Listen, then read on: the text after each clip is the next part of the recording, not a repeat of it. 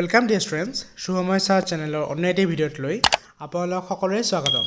আজি আমি class 9 ইংলিশৰ poem The Road Not Taken or আটাইখিনি পাঠভিত্তিক প্ৰশ্ন উত্তৰ বিষয়ে আলোচনা কৰিম। তোমালোকে যদি এই চেনেলটোত নতুন আহিছা তেন্তে এই চেনেলটো সাবস্ক্ৰাইব কৰি দিয়া লগতে বেল নোটিফিকেশনটো অন কৰি দিয়া যাতে তোমালোকে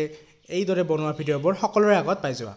তেন্তে বলা আজি আমাৰ ভিডিওটো আৰম্ভ কৰা যাওক। প্ৰথমতে thinking about the poem or question বিলাক চাম। I'd 1 Where does the traveler find himself? What problem does he face? বুজিছে কি বাটৰুৱাজনে নিজকে ক'ত বিচাৰি পাইছিল তেওঁ কি অসুবিধাৰ সন্মুখীন হৈছিল এনসাৰ লিখিবা The traveler finds himself at a point where two roads diverge. He is in a problem as he must choose one path and is unable to decide which one to choose. ইয়াৰ অৰ্থ হৈছে কবিয়ে এটা ৰাস্তাৰ সীমাত ৰৈ আছিল য'ত ৰাস্তাটো দুটা ভাগত ভাগ হৈ গৈছিল কবিয়ে অসুবিধাৰ সন্মুখীন হৈছিল যেহেতু দুটা ভাগত ভাগ হোৱা ৰাস্তা কেইটাৰ কোনটো বাছি ল'ব নিৰ্ধাৰণ কৰিব পৰা নাছিল 2 number question discuss what this phrase mean to you এই ফ্ৰেজবোৰৰ জৰিয়তে কি বুজি পোৱা আলোচনা কৰা প্ৰথম নম্বৰ আছে a yellow road ইয়াত লিখিবা a yellow road refers to the forest which has withering leaves as in the season of autumn it represents a world of full of old people ইয়াৰ অৰ্থ হৈছে ইয়াত এখন বননিক বুজাইছে যিখন শৰৎকালৰ শুকান সৰা পাতেৰে ভৰপুৰ অন্যহাতে ই পৃথিৱীৰ বৃদ্ধ মানুহখিনিক বুজাইছে 2 নম্বৰ হৈছে it was grassy and wanted wet answer লিখিবা the road was grassy because it was less traveled road it wanted people to move on it ইয়াৰ অৰ্থ হৈছে পথটো ঘাঁহনিৰে ভৰা আছিল কিয়নো এই পথেদি মানুহ বেছিকৈ অহা যোৱা নকৰে এই ৰাস্তাটোৱে বিচাৰে মানুহ যাতে ইয়াৰ ওপৰেদি আগুৱাই যায় 3 number question the passing there it means that when he walked over the path that he had chosen মানে ইয়াৰ অৰ্থ হ'ল যে তেওঁ নিৰ্বাচন কৰি লোৱা পথটোৰে আগুৱাই গৈছিল 4 number leaves no step had trodden black year answer হৈছে it means that no one had walked over the leaves as they were still green. If they had been walked over, they would have turned black. ইয়াৰ অৰ্থ হৈছে যে কোনো ব্যক্তিয়ে পাতবোৰৰ ওপৰেদি আগবাঢ়ি যোৱা নাছিল আৰু পাতবোৰ সেউজীয়া হৈ আছিল কিয়নো কোনোবা সেইফালেদি আগবাঢ়ি যোৱা হলে পাতবোৰ শুকান তথা মৰহি গলেহেঁতেন 5 number question How many leads on the way? On to way. Answer It means that as we walk on a path, we come across more options and make choices further. We keep on walking ahead on that way. ইয়াৰ অৰ্থ হৈছে যে আমি এটা পথত খোজ কাঢ়োতে আমি অধিক বিকল্পৰ সন্মুখীন হওঁ আৰু আগলৈ বাছনি কৰোঁ আমি সেই পথত আগবাঢ়ি যাওঁ 3 number question Is there any difference between the two roads as the poet described them কি হৈছে কবিয়ে বৰ্ণনা কৰা পথ দুটিৰ মাজত পাৰ্থক্য আছে নে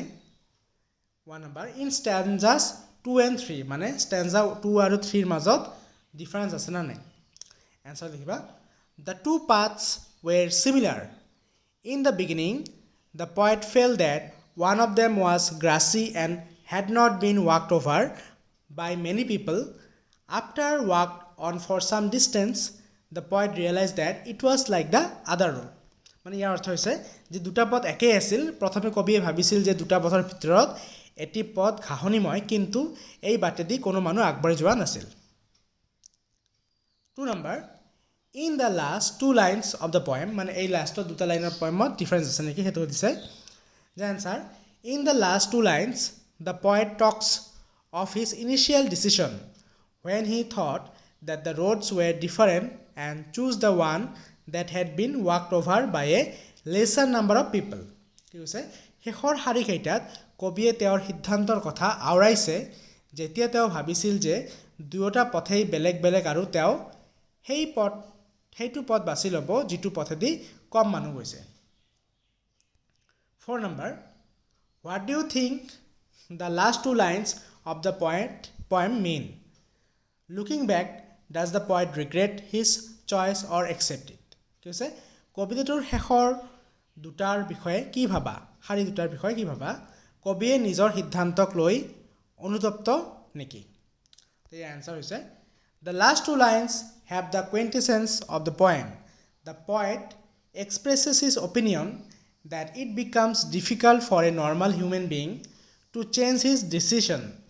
The poet intends to walk on the first road, but he couldn't do so because life does not, after multiple chances to choose, the decision taken may march one's future or lead one to success. It makes all the differences. He now repents for not getting a chance to travel on the first road. এই অৰ্থ কি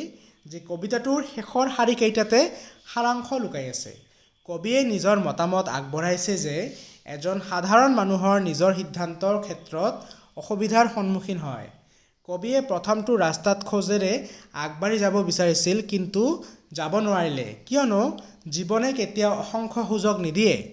মানুহে গ্ৰহণ কৰা যিকোনো সিদ্ধান্তই তেওঁৰ ভৱিষ্যতত প্ৰভাৱ পেলায় আৰু সফলতাৰ দিশে আগুৱাই নিয়ে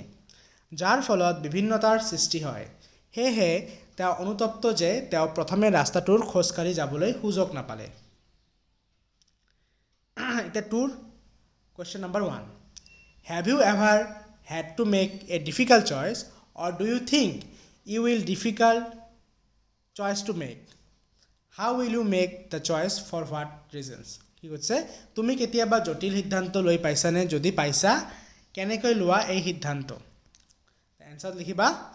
such situation occur in everyone's life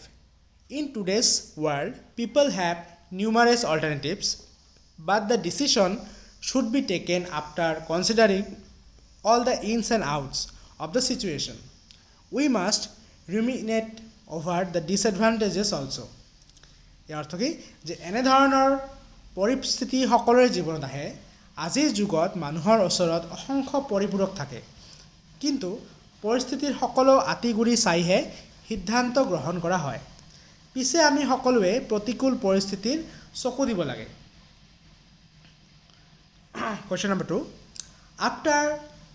you have made a choice do you always think about what might have been or do you accept the reality হৈছে কি তুমি কিবা এটা সিদ্ধান্ত লোৱাৰ পাছত কি হ'ব ভাবি চোৱানে তুমি বাস্তৱক গ্ৰহণ কৰানে হৈছে One should live in the present and not in the past. The philosophy of life is the key to attaining success. Life is not a bed of roses. Its hurdles are to be crossed bravely. One must not feel nervous and get dejected in the trying new circumstances. On some instances, one needs to be confident about the choice he makes. কি অৰ্থ যে অতীতক পাহৰি প্ৰত্যেক মানুহ বৰ্তমান গুৰুত্ব দিব লাগে বৰ্তমানেই হৈছে ভৱিষ্যতৰ সফলতাৰ মাপকাঠি জীৱনৰ বাটটো ফুলৰ দৰে মসৃণ নহয় জীৱনৰ ঘাত প্ৰতিঘাত সদায় সাহসেৰে সন্মুখীন হ'ব লাগে মানুহ কেতিয়াও দুৰ্বল হ'ব নালাগে যিকোনো পৰিস্থিতিতে সদায় যিকোনো সিদ্ধান্ত আত্মবিশ্বাস আৰু সাহসেৰে ল'ব লাগে ছাত্ৰ ছাত্ৰীসকল আজি আমাৰ প্ৰশ্ন উত্তৰখিনি ইয়াতে সমাপ্ত হ'ল তোমালোকে ভিডিঅ'টো চাই কেনে পালা মোক জনাবা ভিডিঅ'টো লাইক কৰিবা তোমালোকৰ বন্ধুসকলৰ লগত শ্বেয়াৰ কৰিবা আৰু